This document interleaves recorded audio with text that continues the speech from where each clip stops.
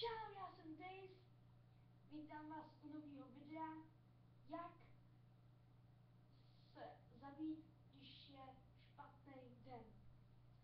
Takže můžete se, přemýšlíte, co udělat.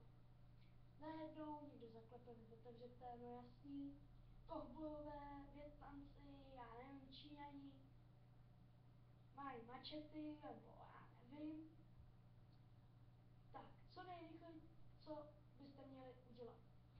Tak snad u sebe máte penál, vezmete propisku, jako kdybyste chtěli psát, bodnete si do krku. Pro vás konec, pro mě taky konec, nebudou si toho moc zabít. Nebo